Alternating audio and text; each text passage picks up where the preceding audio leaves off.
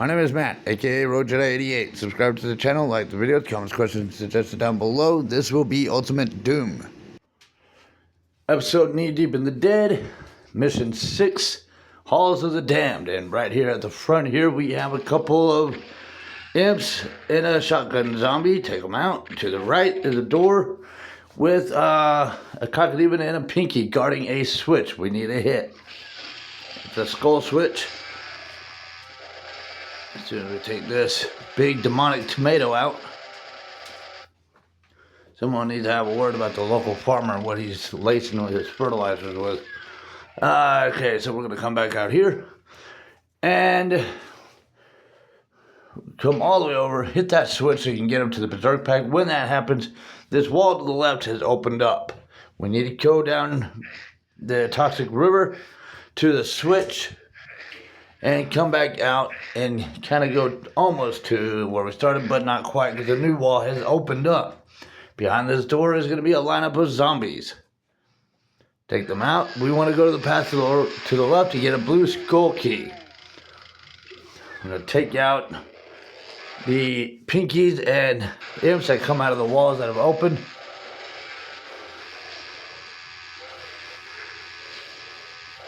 Tear them down. When you got a Texan running around with a chainsaw, that's a Texan Chainsaw Massacre right here.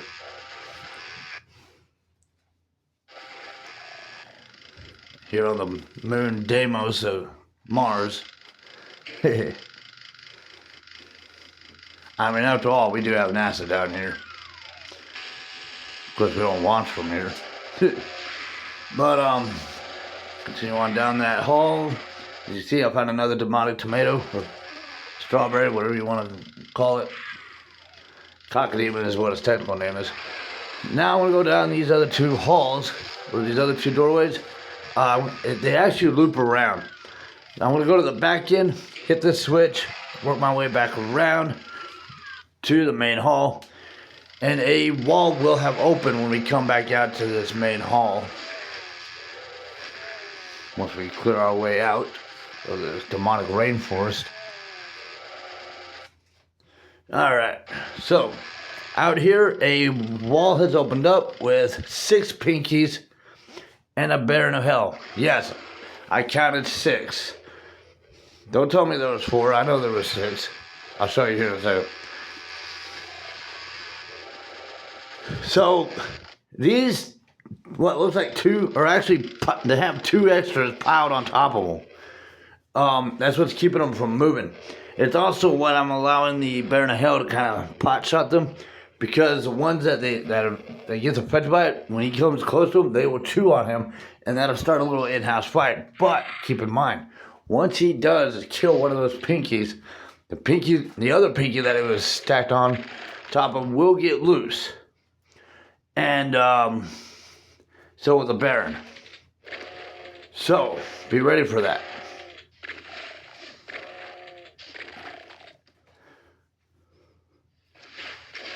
Now, one of those pinkies was actually from this dark area. It was not from his little room here. I was just kind of going ahead and thinning down what we're going to have to deal with in that dark section while I was waiting on him. So yeah, there was 2 more pinkies there. I generally don't like wasting ammunition on pinkies or specters if possible. But once in a while, yeah, so I want to come all the way to this back area where I am going to go to the far back where that imp was, and when we hit the switch, it goes into a whole nother back section room. We got another cockademon to take down.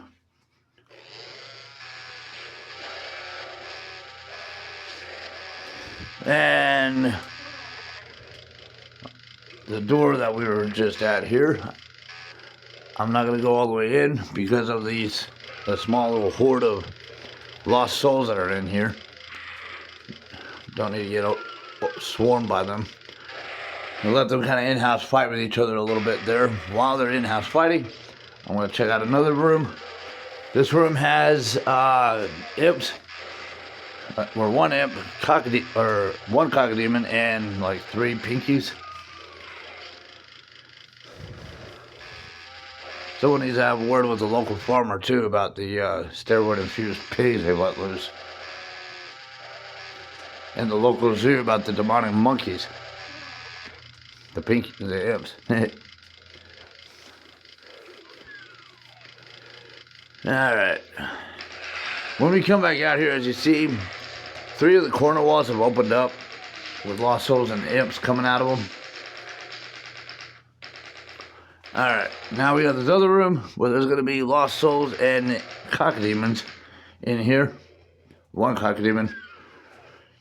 Here's a rule of thumb. If you see a cockamdemon, there's going to be a lost soul somewhere. More so in Doom 2, we're going to meet another demon similar to the cockamdemon, but not exactly. That actually spits out lost souls. So, and like in Doom 2, if you see lost souls being floating around, you might want to keep an eye out for that particular demon. I've actually had that particular demon crash my game because it got overwhelmed with too many lost souls. But when we get to Doom 2, I'll point it out. So I'm kind of doing a little backtracking. Went back to the room with those lost souls. Kind of thinned each other down. I came in, thinned them down more, and this wall opened up with some imps. Hit that switch. Watch out for the crushing ceiling. Yeah, I am looking ugly. Now, there's a little hat trick you can do here, and I was trying to do it here, and I was not very successful at it. Just go around. But if you hit the switch and back up real quick, because you have to have a perfect line, and you have to be in running mode to make it happen. You can back up to the door that you run out of, straight to the switch and then straight back. Let that floor drop so you can have a high ground view of of everyone down below, because this floor drops. That's what I was trying to do. I was trying to actually get back to this doorway after I hit the switch, but that just was not happening. So I just decided to go with it, you know. But here later when we get to the rage room section of this video, I somehow managed to pull it off then, so I'll show you what I'm talking about. What I was trying to do here. So, just take out the shotgun zombies and the cockamdemons. I'm holding off on that orb for after I've killed everyone. We'll grab the supercharge here in a second. Alright. I mean, it would have been ideal to have been able to savor the other health items and stuff that I had to grab for the sake of my health to survive that. But once everyone's cleared and you go out the side door, there's a computer item on the way, and we loop around. That was a bluff exit. That was not going to be the exit. We still got too much to do. Remember that whole dark room section we had to clear up? And we have another wall that has opened up with 2 pinkies and a Baron of Hell. Kind of like this first wall, another one's done it too. 4 pinkies, my bad. Maybe I don't know how to count. I'm just kidding.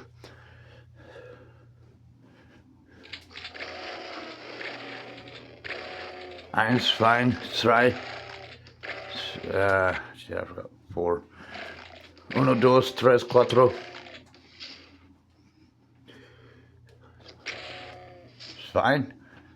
Fine. If I'm not mistaken, there's 4 in German, right? You can correct me down below.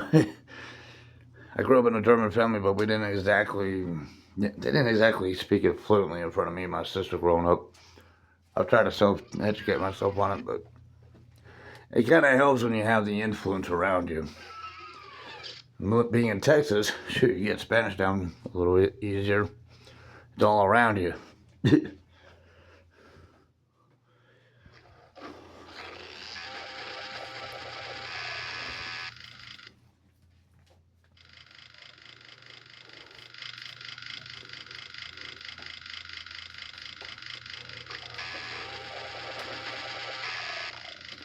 Alright, so one of those little nooks that I went into, opened up this wall with the cockamdemon. The other nook that had like the metal walling at the end of it. So, I'm going to come back around here. This wall has opened up with 6 pinkies and a Baron of Hell. Or level 4. Jeez. It is the middle of the night.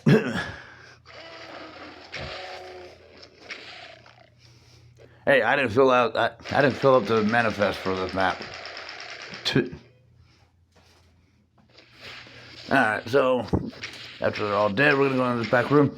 Now we have that night amplifier on, the night vision. It's likely to go off when you go into this area because it is on a timer. It does not stay on for forever. It's not like the Berserk pack where you get to keep it for the rest of the level, you know. In this case, it's gonna go out. It really sucks that in Doom 3 they took that fish for you situation away. Like, it's really rare you ever come into contact with a fish fairy situation and they call it something else. But even when you grab it, you don't get it for the rest of the level, which in the rare cases you find it in Doom 3. It's like right at the end of the level anyways.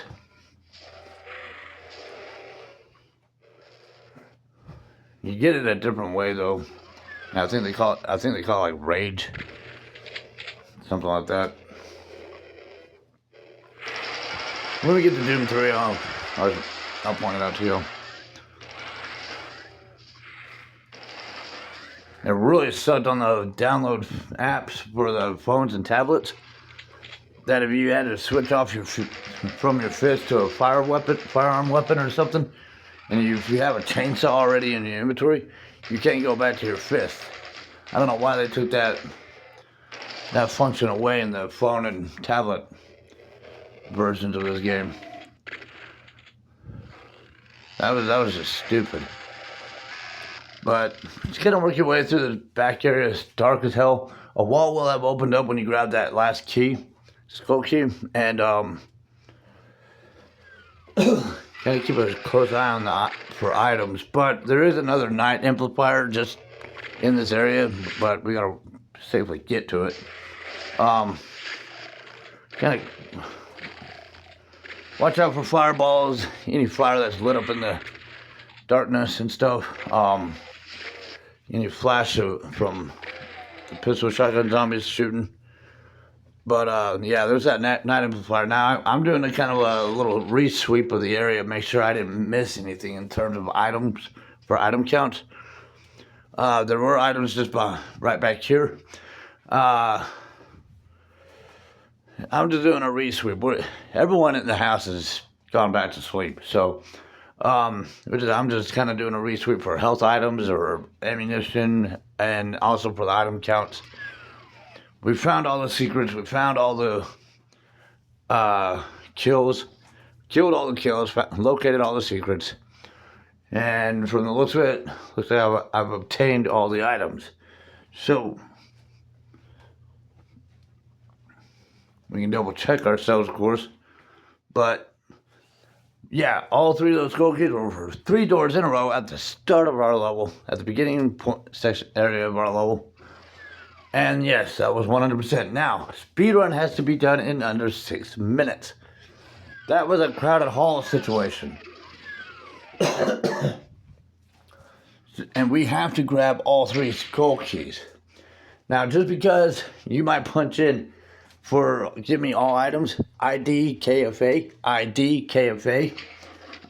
keyboard for that cheat code, just because it gives you the keys, okay, yeah, from the beginning to the end, it's like right there. But if you're wanting to do this legitimately without cheating, like you want to actually go and make sure you're grabbing the keys, God mode, IDD QD, you saw how crowded this hall is going to be. If you're doing this on ultra violence difficulty, you're not going to survive this in under 6 minutes. That was as crowded as that was. You're going to want God mode on. But weaponry, and pretending as if you don't have the keys, you're going to want to start with that blue key first. Then you're going to want to make your way. You can go to either yellow or red skull keys, whichever, because they're both kind of in this back end here. either direction, if you're doing this on ultra violence difficulty, this place is going to get crowded the further you go through, because you're waking up more guys, and we're not stopping to waste time to fight them off. We're only killing off whoever's in our way. So the yellow skull key is in this green vinyl room with the cockadoo and the pinkies, just to the right of this hall that we came out of. And we're gonna go back down this hall. I decided to go to the key that was the furthest away, the yellow skull key, and then the red skull key is kind of on our way back towards the exit, almost. But we gotta go through the dark section. If you feel like you need night vision, IDBEHOLDL. IDBEHOLDL. It's basically IDB hold with L. IDB hold L. That's for the night amplifier. Keyboard cheat codes. IDBEHOLDL. Now, when you come through to this very back room, or to that very back room door, you're gonna shoot straight to the right, and then it's kind of tucked away to the left, and then you gotta backtrack back out here. Hopefully you have all 3 skull keys. Go to the exit. Now, next is what I like to call Rage Room. It is not about time crunch. It's not about perfect score. It's just a chance to get to see this map without taking it serious, just screwing around, just letting off some steam, some vent, just you getting a chance to just be you in a map where you don't have to worry about the seriousness of the game. What I like to do with what I call Rage Room is I wake everybody up in the house. I only kill whoever is in my way. Now, this map has a elemental factor that not all the maps have had in the past, and that is the thin halls, right? It gets real crowded. So it sounds like, oh gee, well, I might as well be killing everyone now. No, not unless you type in. Now, okay, not every release, if you're on certain platforms, you're not gonna have, where you don't have a keyboard, they're spoon feeding you the cheat codes, right? They're not going to give you this one, so you have a problem there. But for the platforms like the Switch and the computers, maybe the Xbox, I gotta look at that one again. If it has a keyboard to type in your cheat codes, type in IDCLIP. IDCLIP. It allows you to run through walls. It's called no clipping. It allows you to run through walls. And here in a little bit, I'm going to make use of it. Now, I've already got the codes punched in, so it's already in the system. It'll be as if I was on like the PlayStation, or if the Xbox doesn't have the keyboard cheat code approach, then yeah, they're probably giving you already preset cheat codes, and I know no clipping is never included when it's in that approach. I do know that. So in y'all's case, you're kind of right. You don't have a choice but to kill everybody in your way. But for those of y'all with the that can put in the cheat codes through the keyboard concept, then you can get the no clipping. Again, IDCLIP. IDCLIP. It allows you to run through walls, and pretty much your enemies too. Now here in a minute, I'll show you what it looks like whenever I make use of it. And if you ever have a hard time navigating yourself back to the core surface of your mission map, like you're just lost in the walls and can't get back to the halls, go to your map. Go to your game map. And you can actually still move your character while in game map view. Navigate yourself back to the halls. Okay? That's how you can get, if you ever get turned around and all that no clipping, distortion, Just go to your game map. That'll help you right there. So yeah, see, running through walls. Of course, it kind of makes focusing on a switch a little difficult. I'm sitting on top of a guy who thinks he's hitting me. But I mean, I do attempt to keep myself in the surface of the game. But that hall is getting crowded, and I'm not done waking everybody up. So I'm making some exceptions here. I mean, it's a wild map for a rage room, but very claustrophobic. If you're that kind of person, if you're a person that can't handle being overwhelmed, and dude, part of my PTSD, veterans PTSD, is because of riots. So, I mean, yeah, this is not exactly a map I just want to sit in, you know? Even though this is a virtual, fictional thing, sometimes with PTSD, it just doesn't want to accept what isn't there anymore, you know? Like, the past is somehow still here, I don't know how. Luckily, I have the sense to be able to know the difference, you know, but still.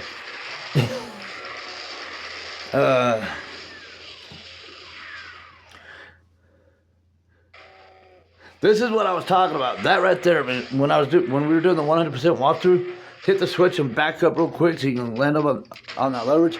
And that was with no clipping. I just turned that off. I just turned that no clip off.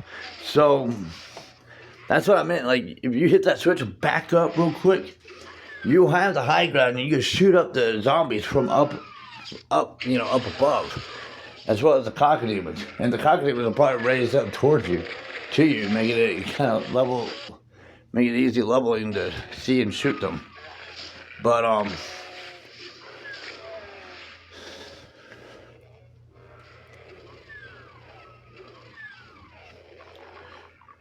yeah, I'll be right back.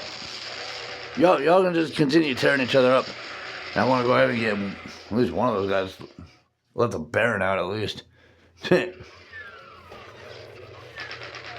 those Baron of Hills are kind of a disadvantage to the guys until he's outnumbered. Alright, so now, part of my rage room concept, wake everybody up, and then I go back to the start of the level mission, or the starting point, and then I join in on the rage. And I mean, if it was a different map, it'd be scattered, but considering the hall situation, you can hardly call that scattered. Just very claustro-effed. A very foobar hall. So, this may not be the most ideal of a rage room map to jump into if you ever need a rage room moment.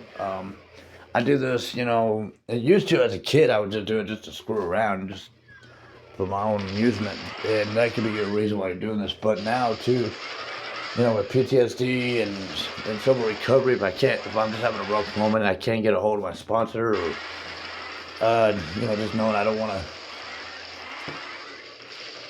let off whatever internal thing going on either my wife or someone I care about, or even hurt myself. I want to keep myself out of jail. I want to keep myself on this side of the ground a little bit longer.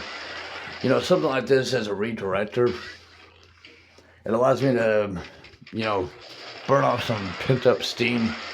It's not exactly outdoors activity, but for a nerd, this is a video game nerd's punching bag.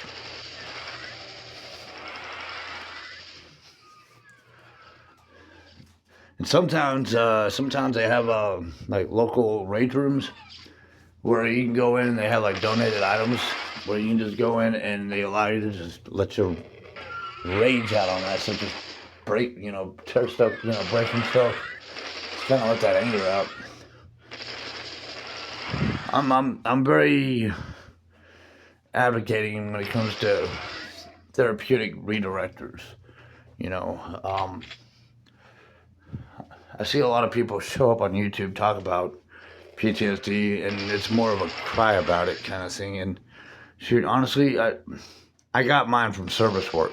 I got mine having been warned that it was going to come with the territory and that there was no going back. I was going to have to accept it because I'm going to end up having to die with it. You know, but life still goes on. So, you know, in order to be able to live with myself, be able to live with my wife, live with the people I care about, you know, obviously there are some struggles that come with PTSD, and I don't need to be, you know, let myself become a burden to other people. You know, I need to be able to handle it myself. It was my decision, and it's still my life, my responsibility. So, and my PTSD probably does stem back to some childhood stuff, but it's not meant to be crying about. It's meant to build us.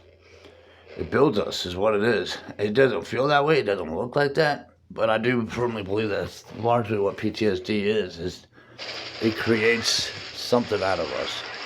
It is a tool. If you can figure out how to make use of it. Letting it tear you down just because some crap has happened in your life, then you're not accepting life for what it is. Life is supposed to have some roughness. That's how we grow.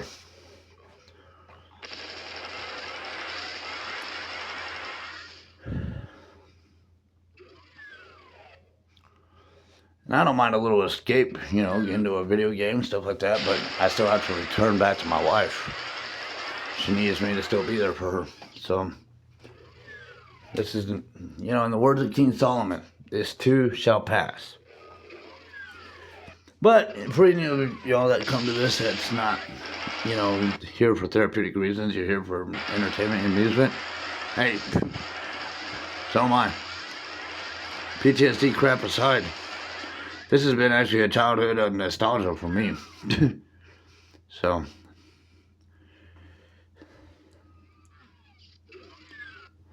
Halls of the Damned. So that was Rage Room. That was the 100% on Ultraviolence. That was the Speedrun, and Rage Room concept of it.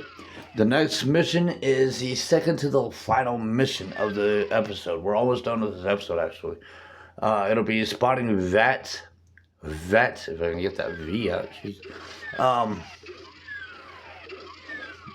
It's the second to the last. It's mission 7. All right. There's 9 missions. Of course, the 9th mission is always a secret mission. Our bonus levels, you know. But technically, the final levels of each episode is mission 8. So we're going into mission 7. We are almost done with this episode. Subscribe to the channel, like the videos, comments, questions, suggestions down below. And thank you for following. May the force be with you.